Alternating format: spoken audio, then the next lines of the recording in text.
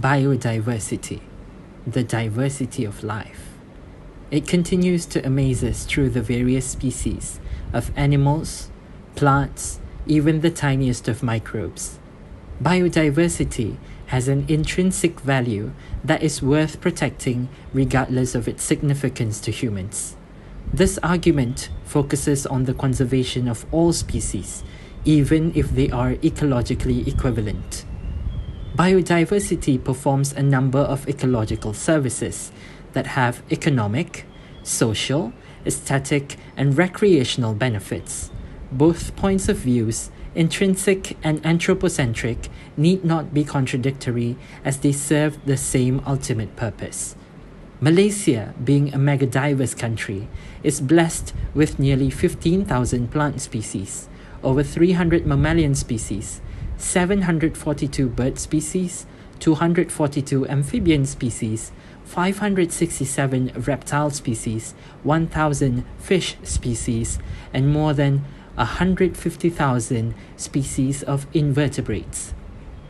However, with ongoing deforestation, land development, and pollution, biodiversity is being lost rapidly. Just within the last 2 decades, we've seen a 30% decrease in our forest cover. To better understand biodiversity conservation with respect to the Malaysian context, we conducted 2 interviews. First with Dr. Sugumaran, a senior lecturer in the Institute of Biological Sciences, University Malaya. He is also a botanist and plant taxonomist. Secondly, with Mr. Aidil, who has been an advocate for biodiversity conservation and climate justice for over 3 years. He is currently pursuing his undergraduate study in the Department of International and Strategic Studies, University Malaya. Really obvious answer, yes, we are all in the tropical zone. So most countries in the tropical areas are considered to be a mega biodiversity country with huge tropical biodiversity. Let it be plants, let it be fungi, let it be animals. So we are somewhat gifted, so to speak, being right smack in the tropical zone. So that puts us as a mega biodiversity country. So that's a very straightforward answer. A tropical zone, and anything if you want to have a map of the world, and if you draw a line of the equator, right at the 0 degrees latitude, will be under that category. Not necessarily, but most countries, but you would see that it will be like sort of like green in that area. If you want to put mega diversity country as a green, if you want to shape that green on that map, most of that will be green, except for some parts of Africa, eastern part of Africa on that line. So the 3 main chunks of that mega diversity country will be in the main chunk will be in South America, where the Amazon is. Yes. Then the second biggest will be in Indo-Malayan region, which is where we are, which you are sitting in Kuala Lumpur, right smack there. And the third region is in the Congo region, which is the African region. So those countries generally fall in the mega biodiversity country. And add on to that, there are other countries that in the South America, Australia, little areas here and there also becomes high biodiversity region countries.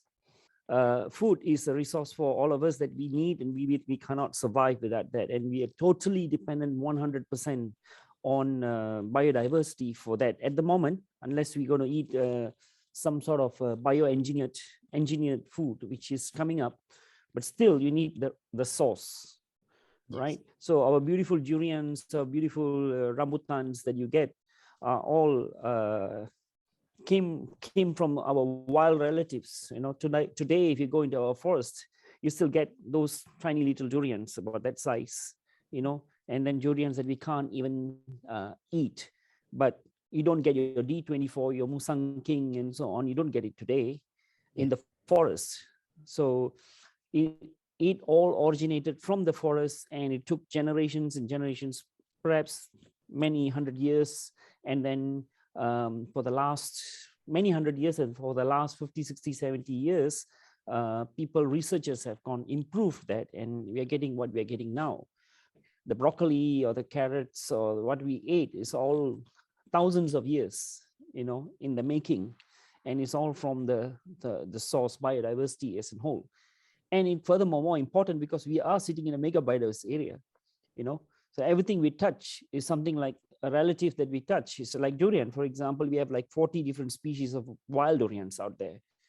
So what you see, Musang King and D24 and all that are clones that we eat today, but the possibilities are just endless to get more and more better ones. With the internet now, you probably hear durian kura-kura la, durian merah la, all kinds of things la, so I'm picking durian so that it is something that is common to you and common to me, so we can understand. Rambutan you can understand. So mango is a bit difficult to understand because you can go differently. Botany, you go different in a way. So durian's a bit more easier, So that's why I would pick all these things as a thing. So yeah, you're right. Food security is now a big topic. Tropical countries have got huge resources. We are exhausting them in the way we should not. That's a different topic, but we still have that huge resource in the wild areas that we still have left, and we can make use of them as we proceed in this agricultural engineering, so to speak, so you can cross and breed, and so many possible ways. It's like music. This thing is like music, you want to, or cooking, there's recipe, but then you don't have to follow it, and you can make your own recipe, or music, you can make your own tunes. It's endless. The possibility is simply endless with all the biodiversity that we have. Types of biodiversity conservation are there.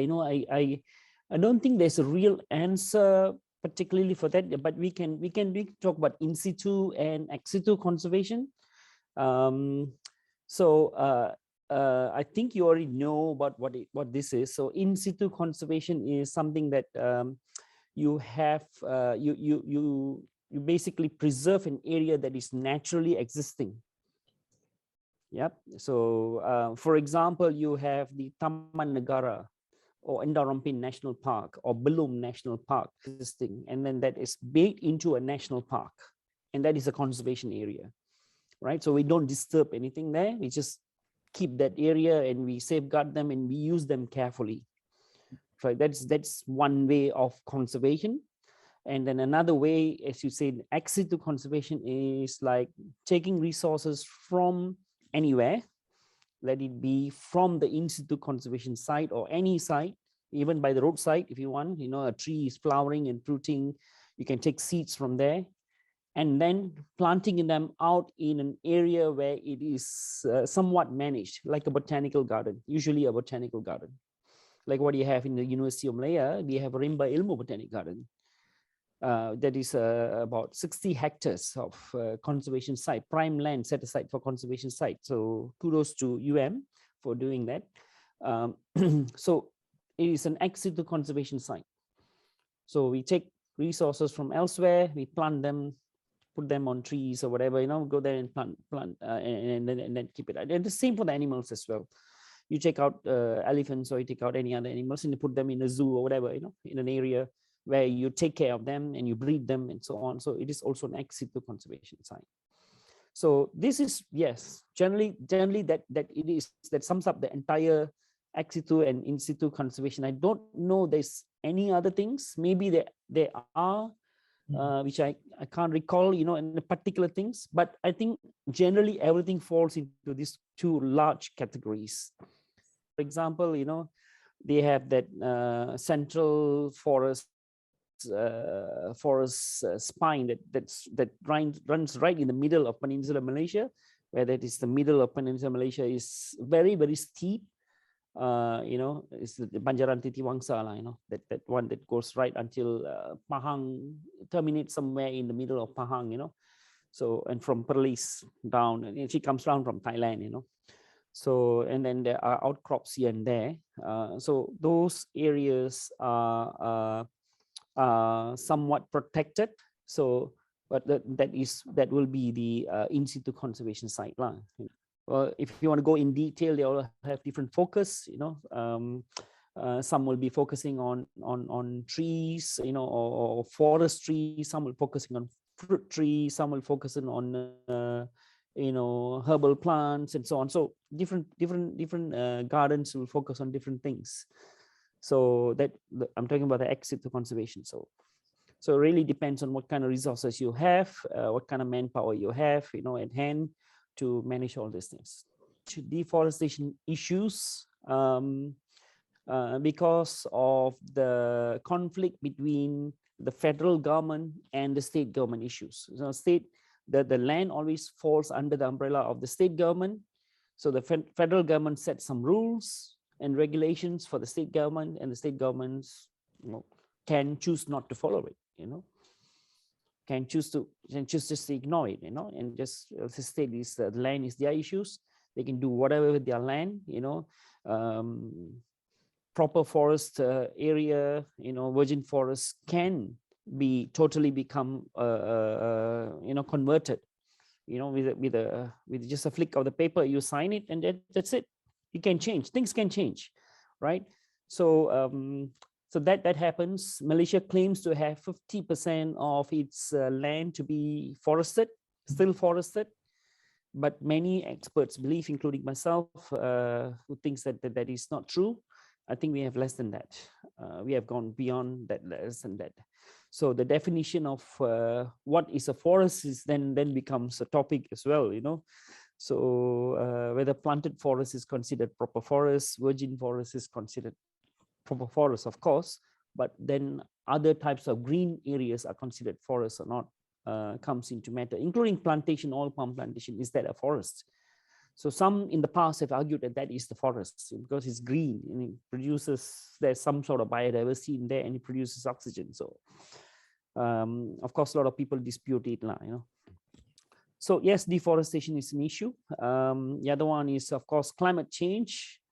Climate change is a global issue. Deforestation is a global issue as well. It happens everywhere because of the okay, climate change. Now let's talk about climate change. All right, so we have these climate change issues now, which is becoming more and more severe, and that is most likely, of course, it can't be 100% proved, most likely because of what we did, what we have been doing all this while. It's because of human issues. And that is mainly because of the population rise. One thing that we can actually point out to anything is the population. I think globally, Earth can't hold whatever it is holding at the moment. Some countries in the past, like China, have put in policies like one-child policy, So we are slowly trickling into policies now. So that is the third issue. So China is coming to one-child policy, and then slowly realized that the last 4 or 5 years ago, they realized that lots of their population have become aged, and they don't have young people like yourself. They have, but they don't have that many. You know what I mean? There are more old people compared to young people.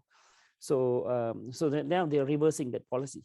So it happens whole world. It happens everywhere. So, and we can see that trend in more developing world. The population is more higher compared to developed countries. And I believe mainly it's because of the education level, So people don't realize that, you would have noticed that, in poorer families, they're bound to have 5, 6, 7 kids, 5, 6, 7 kids. But then in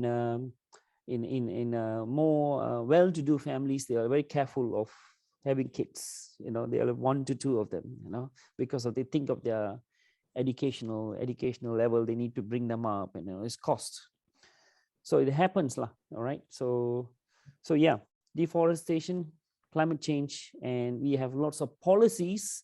Our policies are our rules and regulations of deforestation are in place, But the biggest issue that we face, or any other countries face, I don't know about other countries, but biggest issue that Malaysia face is the enforcement.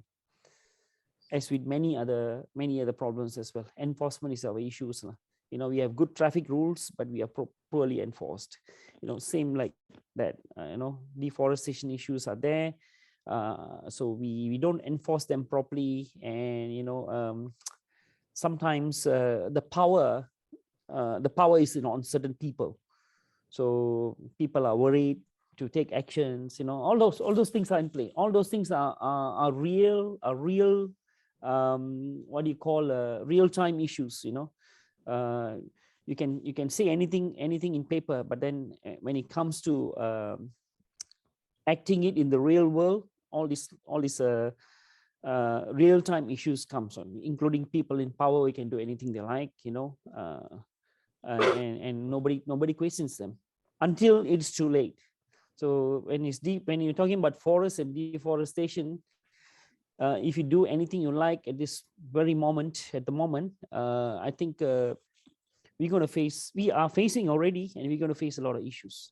I'm lecturing in 22 years in University of Malaya. You know, when I first came in as a young lecturer, I told my students back then, 2 or 3 years down the road lecturing, I told my students, you'll notice that the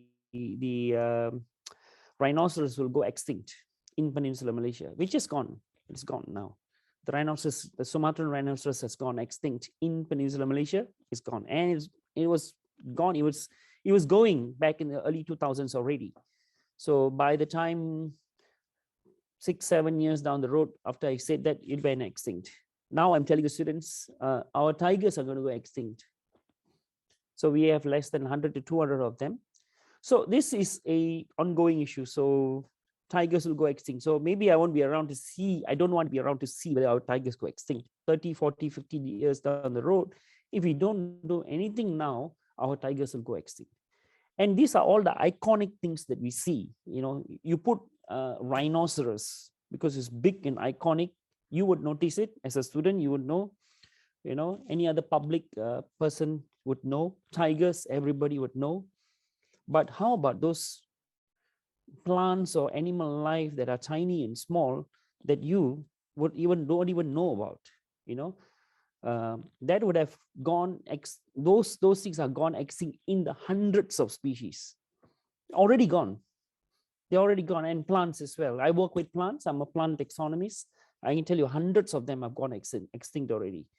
And almost, I would say, in the range of the forest trees, they would go in the range, probably 70, 80 or 90% of them are endangered. So these are very high, big numbers. You know, we are seeing. We are not talking about 10% being endangered. We're talking about the other end of the spectrum. You know, so it is a big issue. There was a study done though by this scientists actually using geographic GIS. These people are sitting in England. They never stepped into Malaysia, but they look into Malaysia through satellite and they get see it very clearly. You know, they can see your land very clearly. So they did a study on Borneo, right? So what they did is looking into Borneo over the past, if I'm mistaken, it's been a while since I read it, maybe 20 over years, 20, 30 years. So they have the data for that. So they compared how the forest has been destroyed.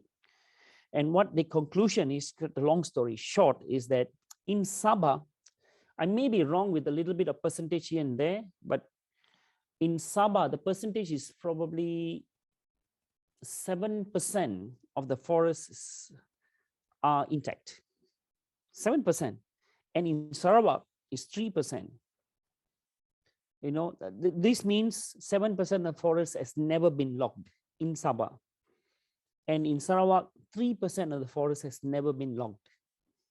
So these are very high alarming numbers, and they have data for that. They will prove it to you, you know, because they can see the logging tracks and they track it for about 20 years, you know, tiny little logging tracks they can actually see from the satellite. So I'm sure if this study is done in Peninsular Malaysia, it'll give you a similar similar value. And here we are claiming we have 50% of forest, intact. So what we need to do is stop at the moment. Deforestation, simply put, very simply, deforestation has to stop. Logging, no more, zero. You cannot do. We cannot afford to do it. There's no more logging. You can't do it. Then people say, oh, states, government say, how about our income? No, you have to find another. There is no choice already.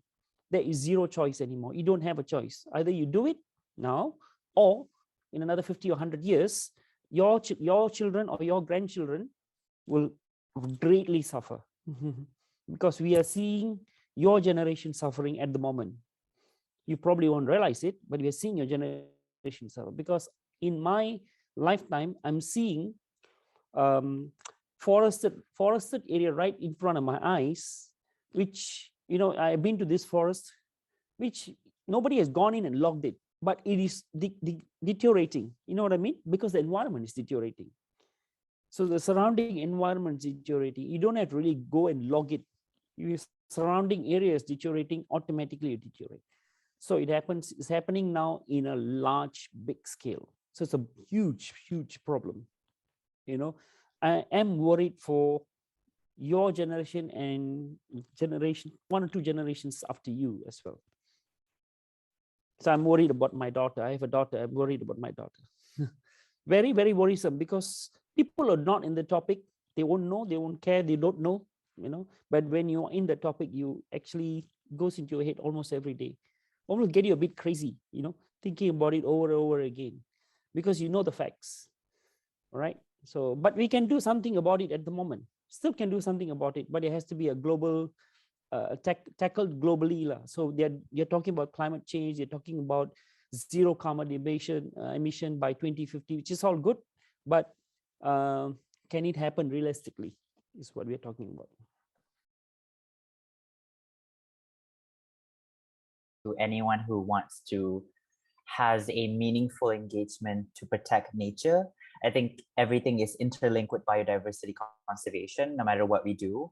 The consequences of our actions or of a lifestyle always contributes to either biodiversity loss or biodiversity conservation. So I would say any person who identifies himself or themselves in terms of engaging to protect nature in general, to protect the environment, whether it's not directly involved with biodiversity conservation, like, wildlife protection, working with, primate conservation or Malayan tiger conservation projects or not, or, simply just doing other environmental initiatives like, for example, like the transboundary haze pollution, river conservation, those are interlinked with biodiversity. So I think anyone who is engaging or wishes to engage in a meaningful way towards nature protection, it can be considered as an advocate for biodiversity conservation.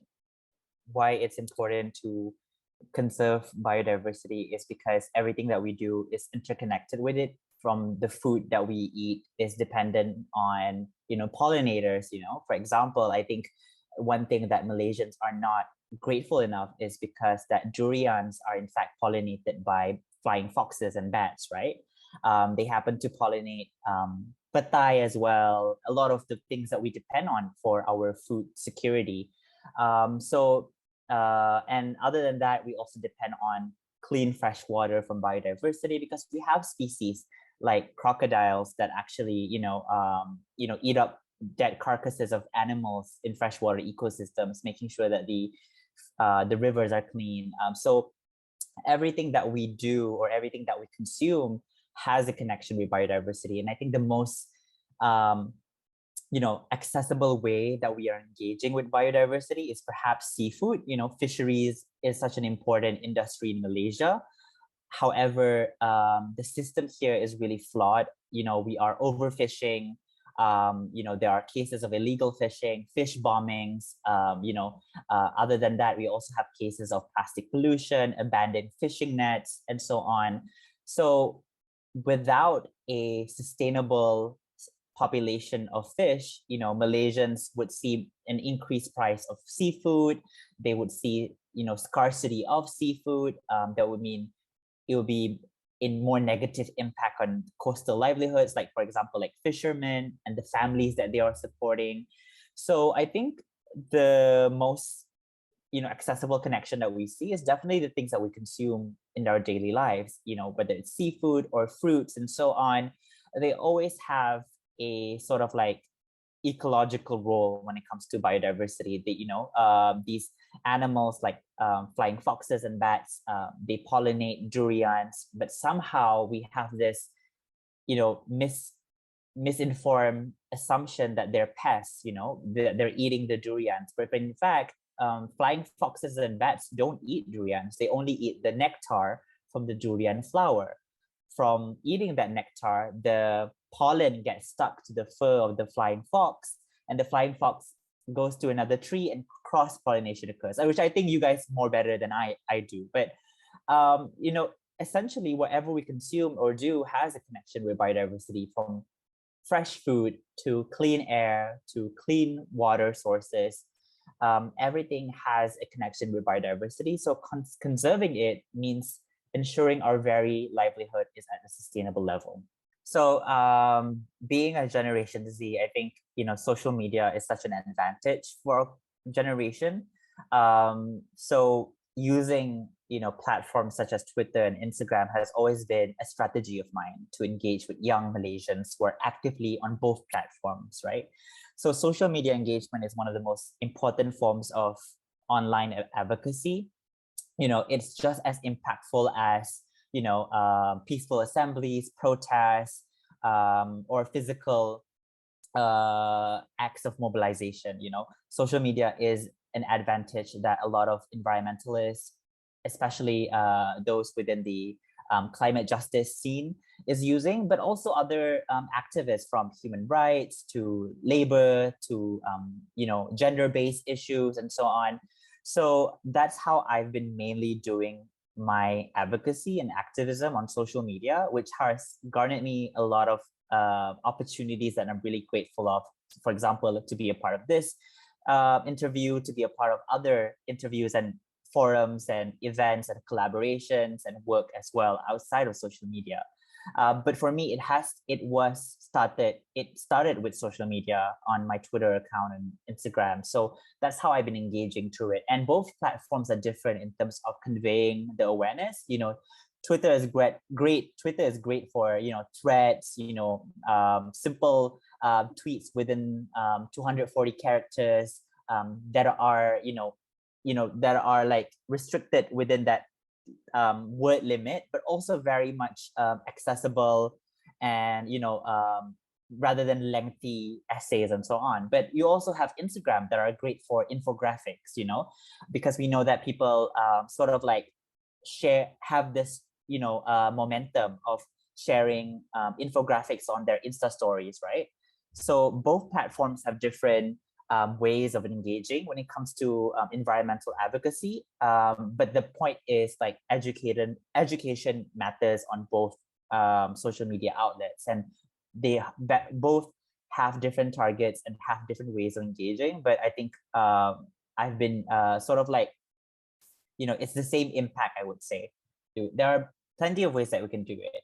I think the easiest form is just the easiest way. Well, if not the easiest, perhaps one of the most engaging way, because it has been proven that when you get in touch with nature, it's good for your mental health. It's also more impactful. So volunteering is actually a great initiative that a lot of young people should start doing. Whether it's with the university you're in, at your residential, college, the environmental club at the your university, or you want to go outside of your university by joining or volunteering at NGOs like Free Tree Society that's really nearby University Malaya. There are also other NGOs out there that are more prominent, like MyCat, WWF, Malaysian Nature Society. These are NGOs that we can lend a helping hand in terms of whatever capacity that they need, whether they need with marketing, fundraising, or actually getting your hands dirty with nature by planting some trees and so on. The second way that I think I would recommend is, of course, by supporting youth-led initiatives. I founded Collective Eclaim this year, and we need tremendous support from young people or everyone across different demographics to support what we do. So Collective Eclaim is my movement focused on climate action and biodiversity protection. So it would be really great if we have young people in Malaysia to support each other, to support the movements that young Malaysians are pushing for, like Collective Eclaim, Malaysian Youth Delegation, Klima Action, My Hutan, and so on. The other three would be, I think, is really important, and that's basically exercising your democratic rights. And I think when you're over 18 years old, you should register to vote, because who you vote for matters for the climate, for the biodiversity, and for the environment. And within that context, I think it's important to always connect with your members of parliament. So know who your constituency leader is, who's the leader for Wangsa Maju, who's the leader for Gombak, right? The, parliament member. So you can contact them by email, by calling their office, saying that, I've read this report about Malayan tigers. I'm really worried. I live in an area in Kelantan, and I'm really worried with the cases of Malayan tigers being displaced from their habitats. What can you do as a parliament member? What can you table at parliament, at Dewan Rakyat? So it's really important that you email, contact, your members of parliament or your aduns, keep giving that voice to them so that they can recognize that, it's their responsibility to protect biodiversity as well. They have not just a duty to the constituents, but also to the ecosystem that you live in. Volunteering initiatives are great for that. Collaborations with between universities and NGOs are always great. So when your Bestari Cares or your Royal Cares are doing an event for the environment or for biodiversity, it's great to have input from an NGO, sort of like this collaboration, to make sure that it's not just restricted to university capacity, but you're also bringing external forces in. Invite NGOs like MNS, WWF, Klima Action, My Hutan, Collective Eclaim to join as partners for your future events. That would be a great way to engage with young people, because you have professionals alongside you, teaching you and engaging with you on how you can contribute. Another way to pull in young people and pull in more people, more Malaysians towards biodiversity conservation is just to be as inclusive as possible. There is this policy or this mechanism that has always been used across not just Malaysia, but many countries, is to hire indigenous peoples as forest rangers or anti-poaching patrollers. A lot of these, for example, like Operasi Khazanah, Ops Khazanah, I think Ops Khazanah. It's an initiative for the government, that is an anti-poaching initiative by the government that consists of veterans, people from the army, people from the police task force, and people from the indigenous groups. So the thing is, indigenous peoples are always restricted to this anti-poaching patrolling, but somehow they have to have a more say than that. They have to be informed in terms of decision making. They have to be the most important stakeholder when it comes to managing protected areas, managing biodiversity. So it's really important to make sure that you're not just letting them to become the patrollers of the forest, but also making sure that they have a solid voice within decision making, that they have the utmost important decision when it comes to biodiversity governance, especially in protected areas where they live, right? So that's how you pull in more people, by being inclusive. And you can do that with young people as well, by having research and development on how young people feel about biodiversity, how they are impacted by biodiversity loss. We have research on how children are impacted by climate change. We should have research on children being affected by biodiversity loss as well, in Malaysia's context. So having that kind of research sort of pushes statistics on how young people are affected by this, and will pull in more people to be more interested in having solutions. Enforcement of biodiversity laws and policies is also necessary to promote the protection, conservation, and sustainable use of biologically diverse ecosystems and habitats. In doing so, they create significant public benefits and contribute to social well-being. Stricter legal frameworks will ensure that biodiversity loss is prevented and threats currently leading to habitat and ecosystem degradations are mitigated effectively. Biodiversity isn't just plants and animals, it's livelihoods, economy, culture, resources, and everything in between. We hope the video informed you on the importance of biodiversity conservation and protection in Malaysia. It is our role as individuals to educate ourselves and advocate biodiversity conservation not only for our own benefit but for everyone as a whole in the present and in the future. Every little things we do matter. Every little things we do, whether good or bad, makes a difference. Biodiversity conservation is vital for the Earth's survival, and it is never too late for us to start.